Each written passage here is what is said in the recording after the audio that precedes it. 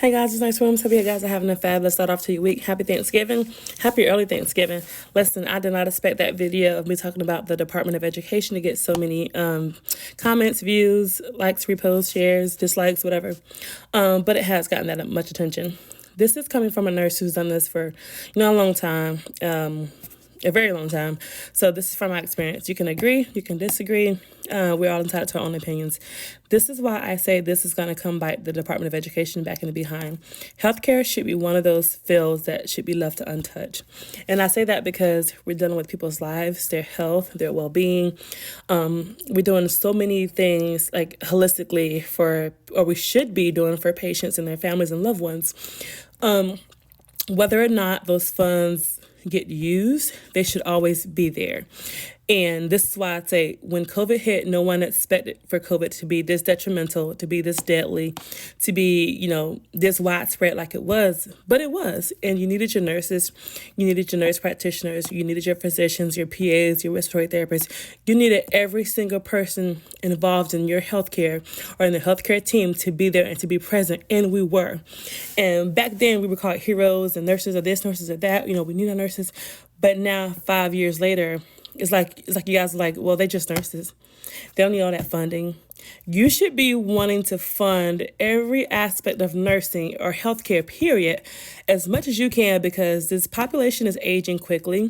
This population is getting sick. This population is getting, there's more mental illnesses going on. There's so much stuff medically going on now than it was back in the day.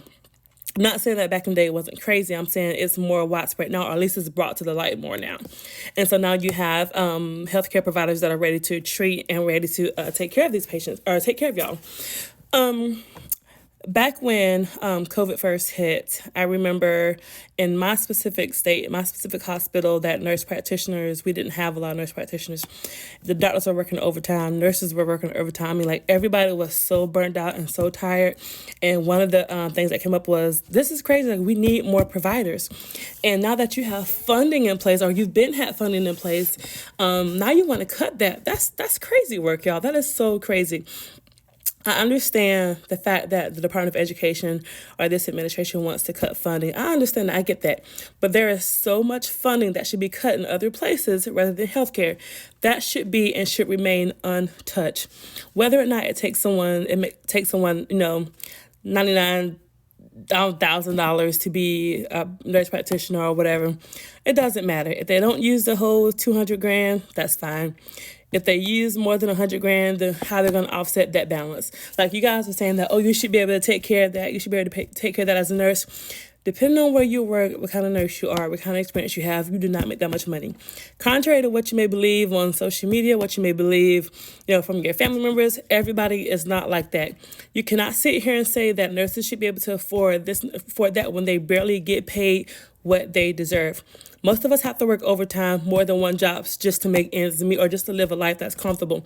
And that it should not be that way. So if you want to cut funding from the nursing program, or if you want to cut funding from the healthcare program, or whatever it is that you want to cut funding from, then y'all should be raising the nurses' pay. Y'all should be making sure we have adequate mental health days. Y'all should be making sure that we have adequate staffing, that we have, debriefing sessions to prevent burnout. There are so many things that need to be in place following that if you want to cut funding. Now, you guys can sit here and say that, nurses don't need that much money to do. You don't know what nurses need, because every institution does not charge the same. Every institution is not different. Yes, it may lower the tuition, but hey, then again, it may not. So in these rural areas that people have, less, they can't afford things like that. So what are they going to do? You can't tell somebody that, you choose another career path, because that's going to affect you, maybe indirectly, but maybe directly as well. That's going to affect you and your loved ones later on down the line when you wait in these long doctor's offices for 10, 12 hours just to get basic labs, and you don't have enough providers because everybody's in the back running codes, or everybody's in the back doing emergencies, and now you just sit here waiting, looking because you don't have another provider to help you. All you have is nurses that wish they could have went to school but didn't have the funds to do so. So, like I said, you can feel how you feel. You can like this, you can not like it. This is my opinion. This is what I've saw. This is what I've seen. This is what I'm sure is going to happen. And this is why the ANA is saying, you're endangering patient care. Like, you put in patient care at risk, because you are. Because let me tell you what's going to happen. when these bedside nurses, RNs, LPNs, CNAs, whatever, when they have to continuously work under the stress of not having enough providers, they're going to get burnt out. They're going to start, looking for other places of employment. They're going to quit the medical field. And then you are going to have a problem with bedside nurses as well. So now you're going to have no providers, and you're going to be really short-staffed with nurses because nobody wants to deal with that. Every single time they come into work, you only got one doctor to, hundreds and hundreds of patients, and not everybody's the wait times are longer. Like I said, you don't have enough providers. The nurses are limited what they can do in their scope of practice. So are the LPNs, so are the CNAs, and so you have everybody just waiting, and not enough providers. So, like I said, take that into account before you guys start commenting on things you think or if you've not been in the medical field you guys are putting so much emotion in this before you guys are critical thinking. And that's a dangerous, dangerous spot to be in.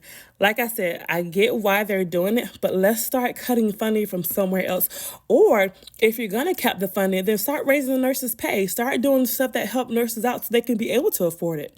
All right, guys, please comment. Let me know what you think. Let me know if you agree. Let me know if you disagree. Let me know what your comments, advices are for our upcoming nurses. Have a good day.